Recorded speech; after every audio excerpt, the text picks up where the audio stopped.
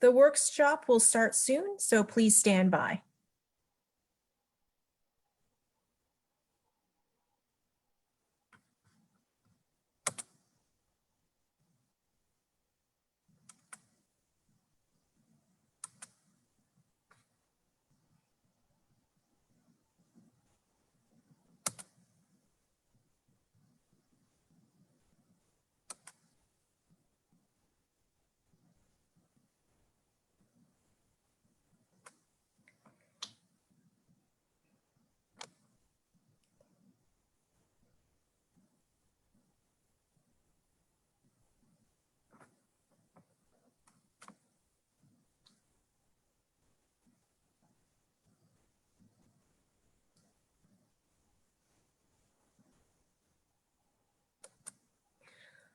The workshop will be starting momentarily, so please stand by.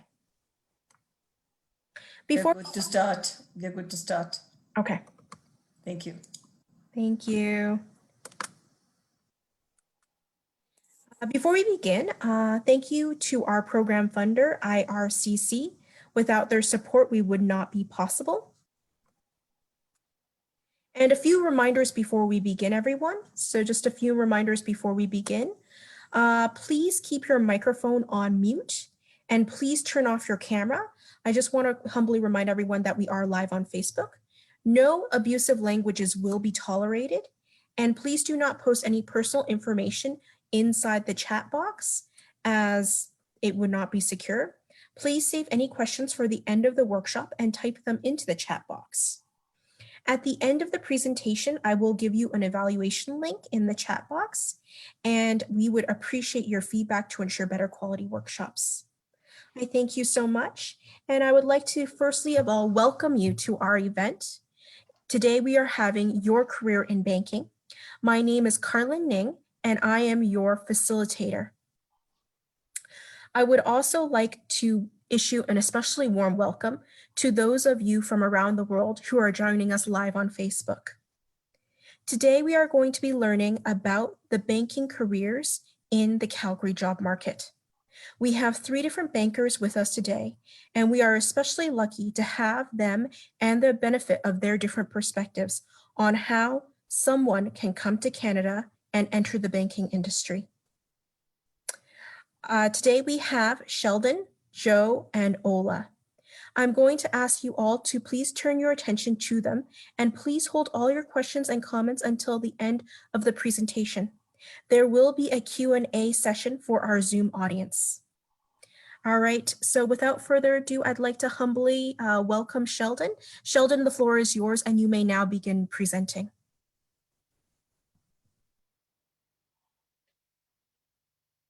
Awesome. Thank you very much, Carlin. Hopefully you guys can all hear me and see my screen. Just give me a nod if you can. Yeah, okay, great. Thanks everybody for coming today. And if you're joining us virtually, thanks for joining us virtually. And yeah, just taking some time out of your busy schedules. I know we're all busy with things around the world or COVID or whatnot, but I think it shows something to attend this session. And it's a commitment. It's a sign of your commitment towards your career and your development. So first, I want to thank everybody for being here, but I also want to thank Carlin and team for putting this together and for having us. And I want to thank our viewers again for your busy schedules. I know it's like a dedication towards your job search, and I hope everybody leaves today with some sort of tidbit that you can either write down or bring with you as you're going through your application, your job interviews, or even starting in your new role. Which brings us to the topic of what we're doing here today. Many of our audience have 2 things in common. They are newcomers to Canada, and with that, I'd like to welcome you. Welcome to Canada, welcome to Calgary. RBC and my team, Joe and Mike, Ola, we welcome you to our city. And the second thing that our audience has in common is that they are job seekers within the financial services industry. So the industry is quite broad, quite big. There are many different roles in different fields, there are different roles within the bank and financial services and financial institutions that have nothing to do with finances. So for example, there's IT, there's development, there's marketing, there's operations as an example. There's different roles within financial services that we have in our organization. And we value everybody's expertise, everybody's diversity. And I think that's why I like working at the financial institution that I do. So hopefully you can get something out of this. Which brings me a little bit to myself. My name is Sheldon. I'm one of the financial advisors and currently financial planners with RBC Royal Bank. Before my role as an advisor, I used to be a manager at our downtown Calgary branch, one of the flagship branches in Calgary downtown, which had a lot of clients. It's a very busy branch, but at the same time, that means that we have a lot of staff, and I was part of a team to help manage our advisor team over there. Something that I wanted to do today was give you a little bit more information on how to find a job in the financial services industry, whether that is at our institution or hopefully at another financial institution as well. But particularly in the Calgary area, I want to tailor this towards the Calgary job market as best as I can. Now, a lot of the stuff that we're going to be talking about today is kind of universal, and you can take it if you're looking at a job in Calgary or Vancouver or Toronto or even a small town in Canada, wherever you'd like to settle into. So some of the points we'll be discussing today, I hope that you can see our perspective. I've brought along my colleagues, Joe and Ola, who will be sharing about their experiences as well. I think that bringing along colleagues is something that's really valuable because they have their own experiences in interviewing or looking for the job, finding the opportunity, applying for it, interviewing for it, and then starting and integrating into their role. A couple of them have experiences back home, and they have education back home as well. So that is a little bit about us. There's kind of our pictures there if you don't see us on the video there. This whole video thing is new to me, so I apologize if it's a little bit choppy, but we'll get through it. So again, why are we here today? We're going to touch on a few things, such as the process of finding a job in the financial institution, or even in general. So for example, there is creating a resume, searching for opportunities, the job search itself, like the job application and then the job search. And then there's also going to be interviewing. Hopefully you get a call back and you can meet the hiring manager, the HR hiring manager. And starting a new job. And then we're going to be hearing from us and from you if you have any questions at the end. If we don't get to all of the questions, please submit them to either Carlin or myself, and we're happy to get back to you on that as well. So the first thing, and I'll kind of go back here, the first thing is creating a resume. So what does that look like? I want you to take some time, think about yourself, and think about how would you describe yourself to somebody. And we were just talking about this with Carlin before we got started here. Conversations are changing to more of a hallway conversation. And what does that mean? It means if you see somebody here in the hallway, whether that's in your apartment building or in the elevator, a lot of people call it the elevator pitch or the elevator conversation, where you only get maybe a couple seconds or a minute, depending on how high you live up. You get only a couple minutes to describe yourself and to talk about yourself and to also engage that other person in conversation, right? So it's not just a one-way conversation, but take a minute to think about it and think about what would you highlight in terms of your skills and your experience, and how would you apply it to that person's job posting. And so what would you highlight for yourself and your experiences? And that kind of boils down all into, like we have all our experiences, and that boils down into a resume. So it's weird. We have to have a 1 or 2 page resume, and it's supposed to describe our experiences, and who we are all on one piece of paper. And that's pretty hard to do. It's pretty hard to boil it all down into one meaningful piece of paper and make it relevant. And I'm going to stress this a lot today, is making it relevant towards the job posting. I know like a lot of folks are creating resumes and they're issuing it out here and there, hoping that somebody will give them a phone call back. But the most effective way is to tailor it, kind of like a suit, tailor it to the person or tailor it to the job posting. So what skills should you highlight in a resume? I always like to start off with a little bit of fun. So the comic says, how is your degree in theater going to help you here? And the person says, well, I can act busy. So that's maybe something that we do in the workplace, but no, I'm just kidding. But tailoring it and making sure you mention the right skills and the right experiences in your resume for that job posting. Okay, I'm going to sound like a broken record today. And then another comic, it says, any other people skills other than 400 Facebook friends? So there's a lot of skills. Like, for example, I like to play musical instruments. I like to play piano, guitar, drums.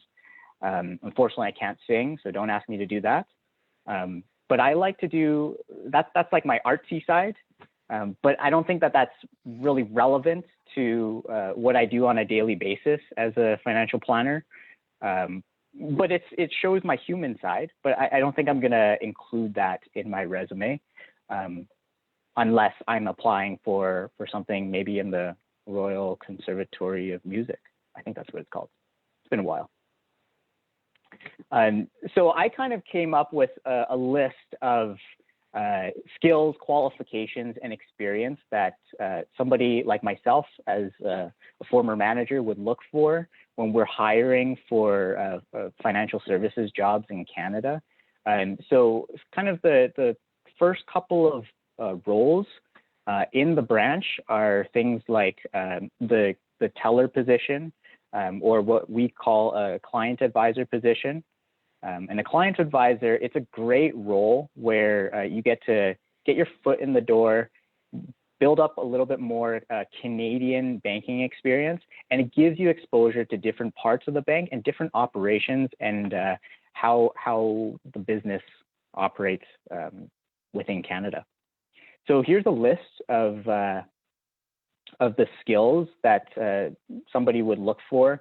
Again, you'll see this list and you'll see it as kind of like a generic list, right? Like everybody's got communication skills. Everybody's got, I like to think I have EQ or IQ, high EQ, maybe not high IQ, I don't know, we'll see. But customer service and advice delivery, which is a huge part of our role. It's engaging clients, so that's communication, rapport building, willingness to learn about our business, about what we can do to help our clients, whether that's at RBC or if you're starting at another financial institution as well. A larger part is digital literacy that you see at the bottom there. Digital literacy is very important nowadays, whether you start at the bank or you start at a financial institution, or you even start at a computer company, an oil and gas company. Everybody uses computers nowadays. So being familiar with that is very important. Specific to Canadian banking, there are courses that you can enroll yourself in and essentially educate yourself according to the advice that we give to clients in Canada. There are courses such as the Investment Funds in Canada, IFIC is what it's kind of said as. There's also the Canadian Securities course, which is a little bit more in depth, and then the Canadian Investment Funds in Canada, which is like the preliminary mutual funds licensing course. So there's the qualifications, and then there's the experience. So there's customer service experience that we look for. When I'm a manager and I look at that, that's kind of the number one thing I'm looking for. Is this person customer oriented or client oriented? Do they have experience in the past? Even better if you have financial services experience, but you don't always have to have that. So I just put that in the list. Things like sales or sales service, so servicing clients or helping acquire clients. And then administrative skills, whether you are a doctor, an engineer, a lawyer, a banker, whoever it is, there's some sort of administrative work. I'm sure even in Carlin's role, there are administrative tasks. So being proficient in administration is something that we also look for. Now, this slide I focus a lot on because on a resume, it's very important to kind of correlate the three categories together. So what does that mean? It means highlighting your skills that you've hopefully developed or built from the experience that you've had in your prior roles or education, and the qualifications come from your prior experience or education or formal education or learnings. So a resume should really tailor what experiences you've had and hopefully showcase your skills that you've developed from that experience. Now, if you're starting with no experience, that's fine. Figure out a way to list the skills that you have and give examples. It may not be, for example, employment experience that you have when I say no experience, but maybe there's volunteer experience. Maybe there's experience at home. For example, do you manage your family's finances yourself? And how have you found that? And maybe informally advised, for example, like your friends, or if you've shared your findings with your friends or family. So just examples of that is what we look for. Another thing for a resume, for example, is having something called a brand. So having a brand, and a resume doesn't mean just putting all the information into a Word document. And that's what happens a lot of times, is that there's a Word document and it just has good old white paper and black text. And as easy as it is to read and as simple as that is, it's good to have a brand and have a consistency of what the resume looks like if you're applying to this position or another position. I'll show you what I mean. So this exercise I like to go over, which is spot the no-nos in this example of what a resume would be submitted as. So take a couple seconds. If you have pen and paper, kind of jot down what you spot out as maybe something I would do differently. And I'll give you maybe another 10 seconds, just so I can sip my water.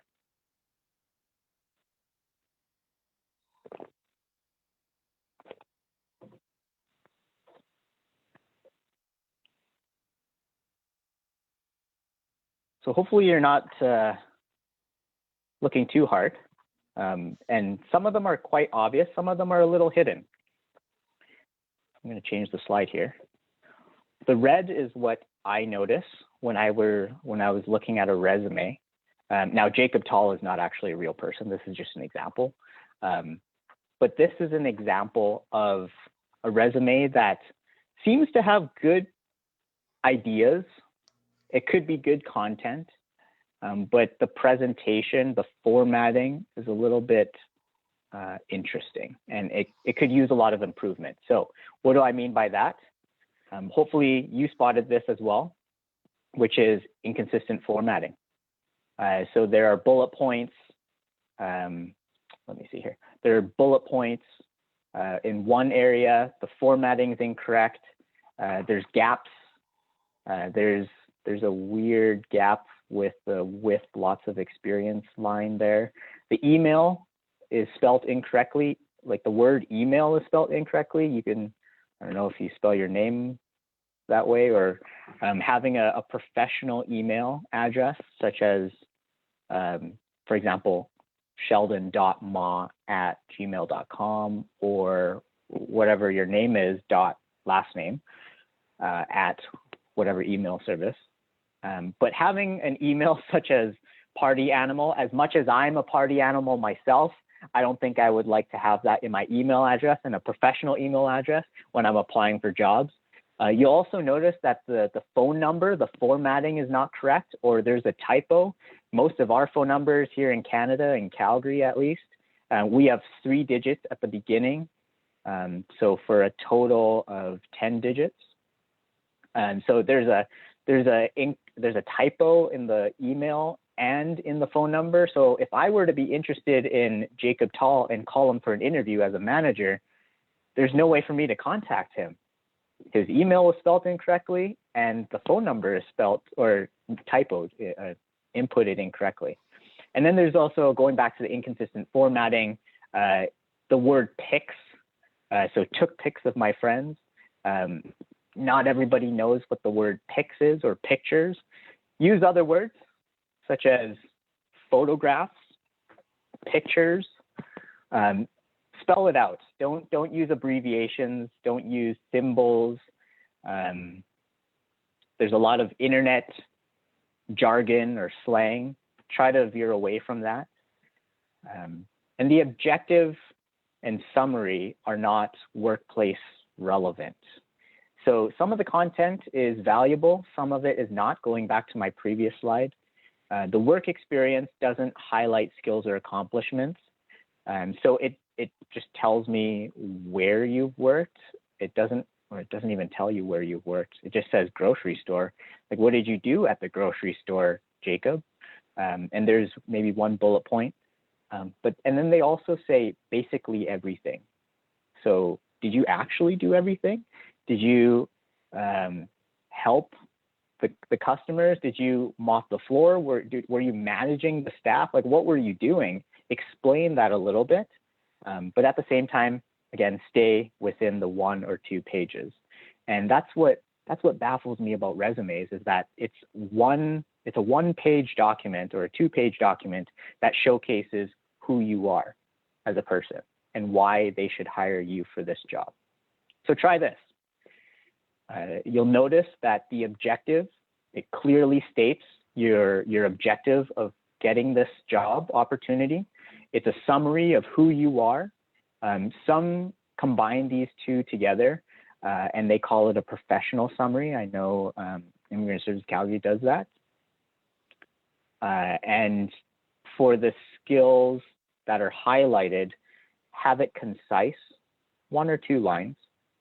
And you notice here that these words are what I put in the previous slide about skills and experience. So it highlights what you have. Now, you can't just say, oh, I have customer service experience, but I can't demonstrate that in my previous experience or qualifications. So you want to try to list something and explain how you developed and acquired that skill. Education, keep it concise, and the formatting is proper at this point. Going back, I'm going to go back to the last slide. See how the formatting is different, and it says in progress. Here, the formatting is highlighted.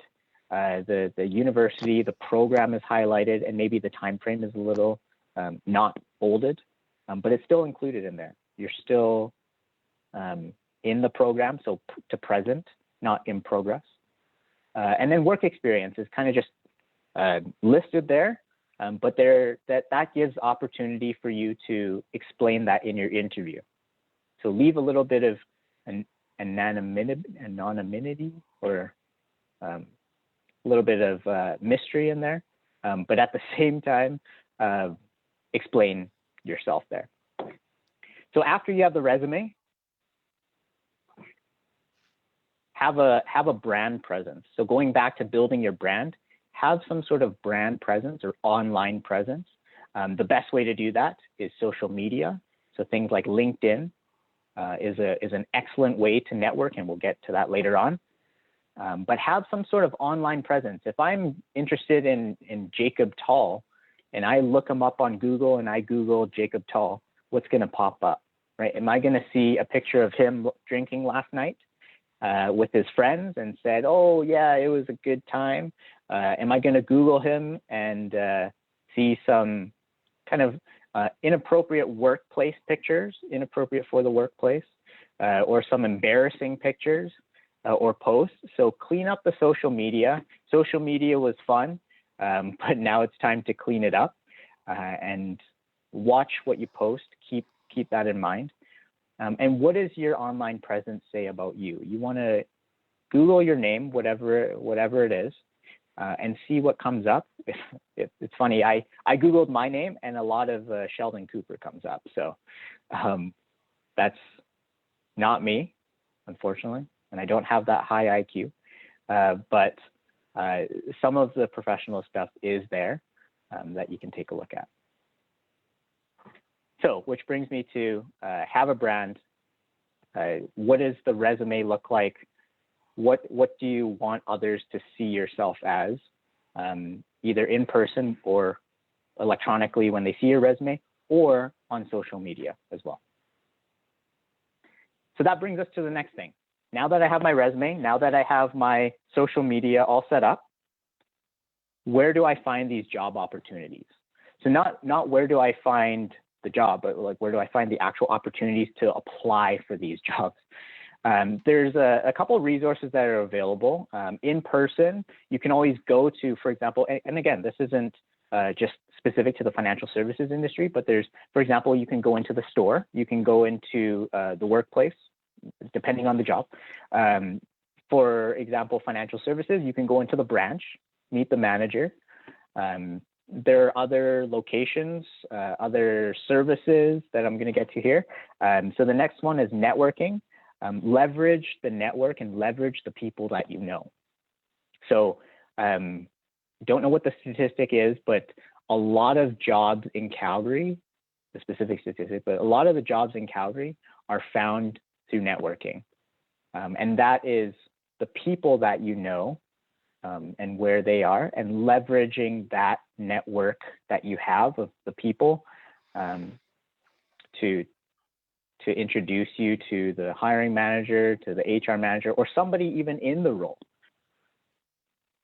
There's online, so you can do a quick search. What are the job postings at a certain financial institution? There are employment centers and also school career centers. If you're continuing education or you are pursuing education right now, I know all the educational institutions, for example, in Calgary, they have like job boards. They have an advisor, a career advisor. And so there are different ways to find the opportunity, not to find the job, but to find the opportunity to apply for the job, if that makes sense. So again, going back to finding jobs in person, there's a couple things you want to keep in mind.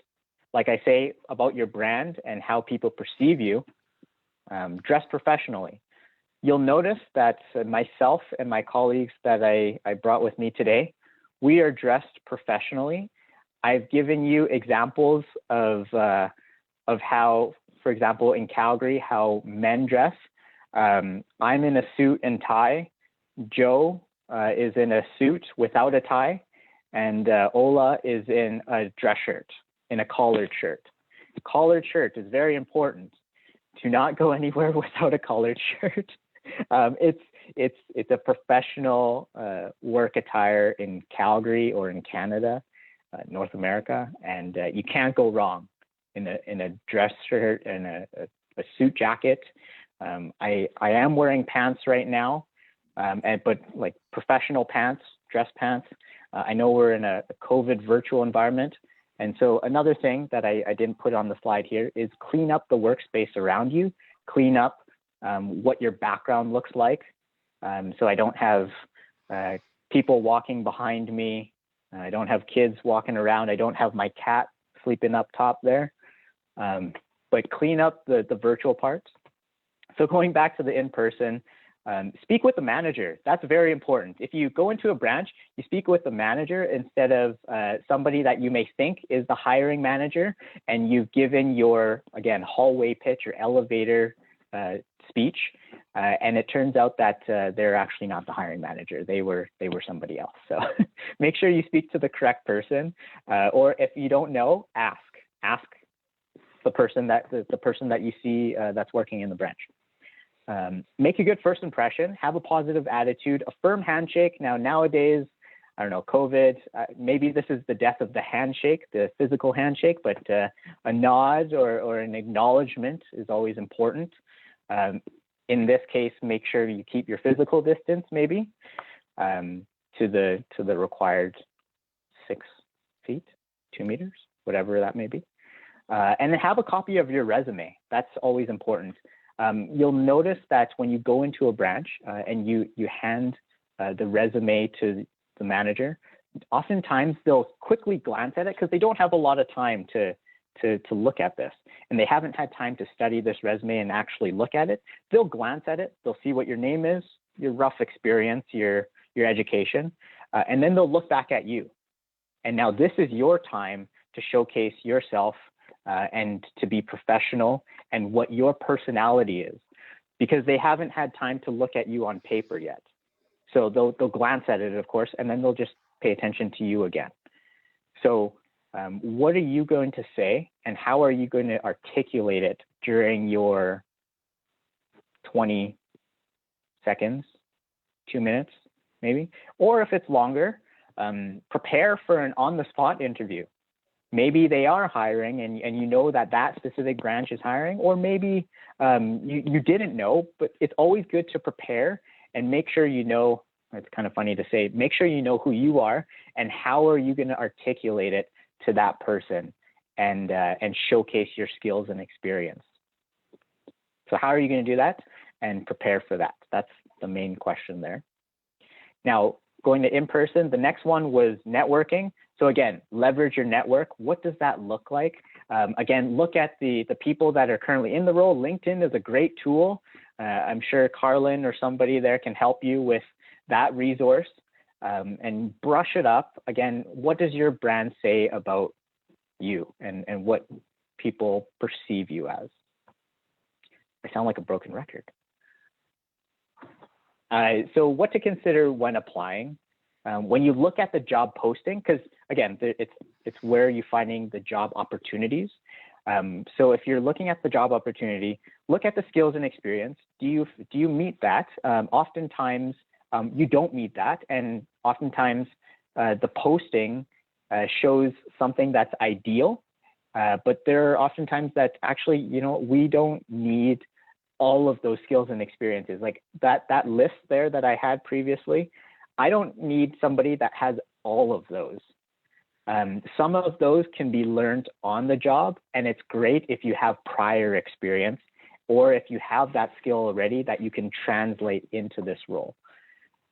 So look at the nature of the job, and you can kind of get a sense of what that looks like with the job responsibilities or the tasks, the nature of the job.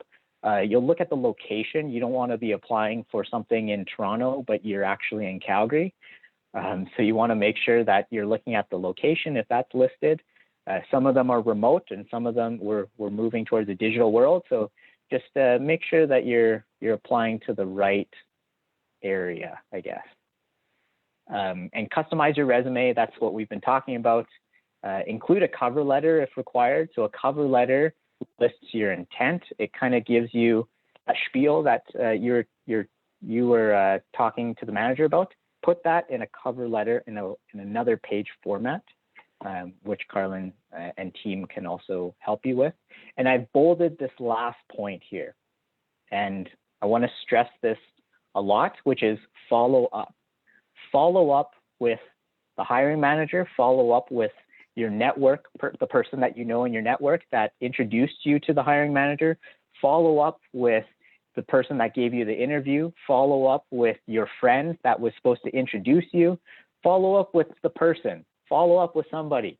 Don't just submit your resume and hope that somebody's going to give you a call back. Reach out to somebody. It's called being proactive instead of reactive, but follow up with somebody. And I will share my experience. For example, I got my first job at RBC through a family friend. And they were working at RBC. They didn't know too much about the role, and they weren't in the role that I was applying for. They only, I forwarded my resume to this family friend, and they didn't know too much about the role again, but they forwarded my resume to the hiring manager and I think to the HR person as well. And that just allowed somebody a human being, to take a look at my resume and see who I was for a good, I don't know how it was, 20 seconds, 1 minute, but just look at my resume instead of being filtered out.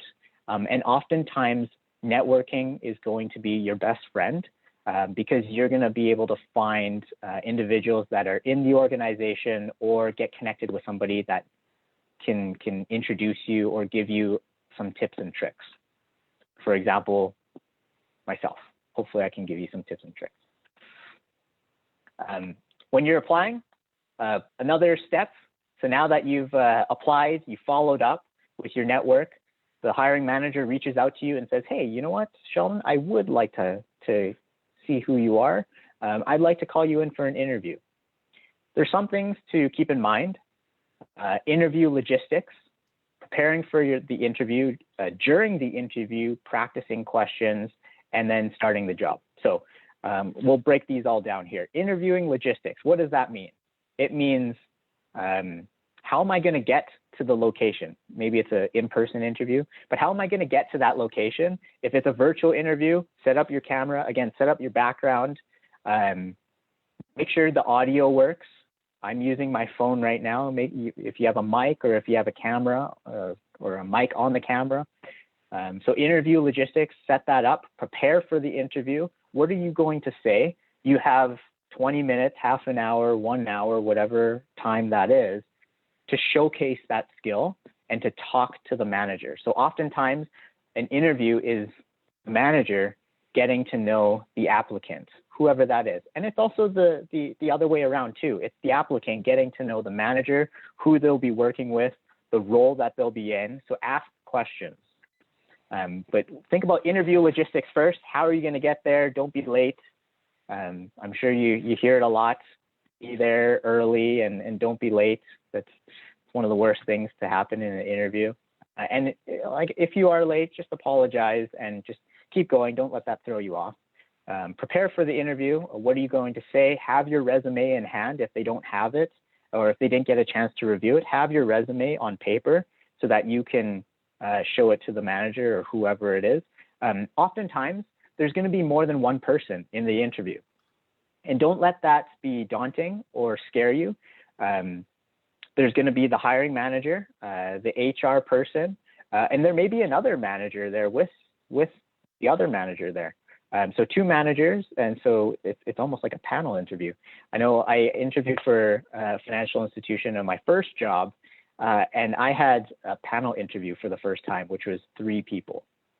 3 people getting to know who I was. So that was a little bit nerve-wracking. And then during the interview, practicing the interview questions.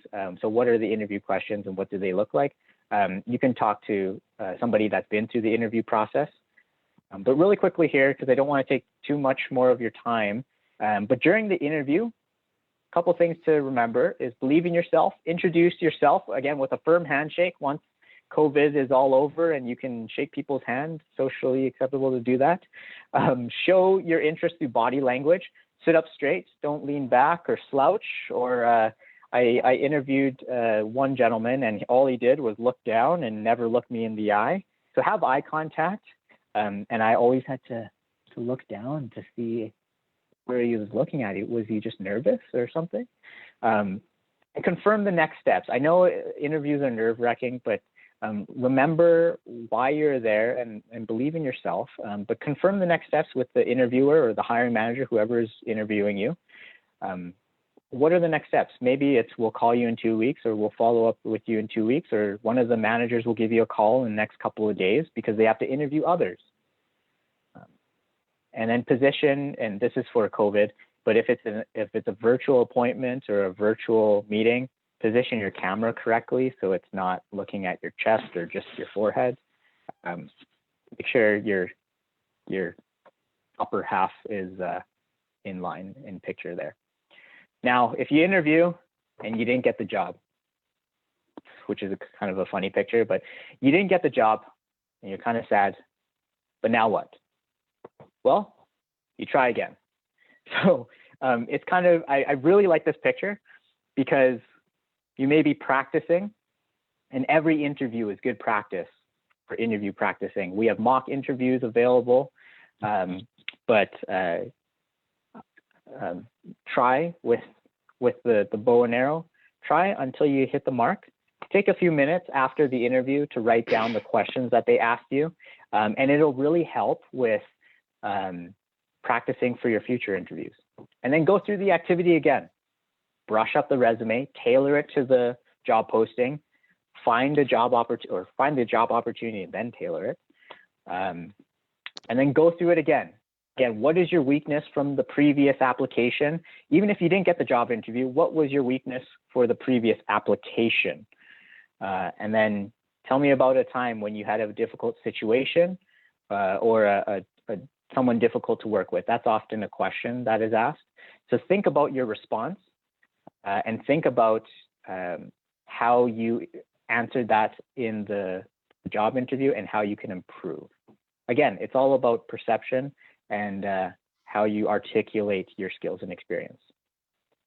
So now that you've got the job, that's great. Celebrate, get organized, get prepared, rock the first impression on your first day. I'm happy for you. Please let me know when you get the first job. Reach out to me. I will have my contact information here. I would like to hear some great success stories and be yourself in the job. That is the number one thing. Be yourself in the interview and be yourself in the job. And then that way there is no acting like you're busy in the job. So remember this, the magic is in you. Our objective is to be hired there in the job posting or in the job opportunity. So gain new skills, grow your network, and get work experience. And here's some of our contact information. Carlin, thank you very much for having us. And I'll leave it with you now. Well, I just would like to humbly thank you. We are going to go through a Q&A session in a moment. Just a few quick announcements. Firstly of all, we'd like to thank the people who joined us on Facebook, but I am going to say goodbye to you now because we're going to turn off the live stream for the Q&A. So goodbye, Facebook audience.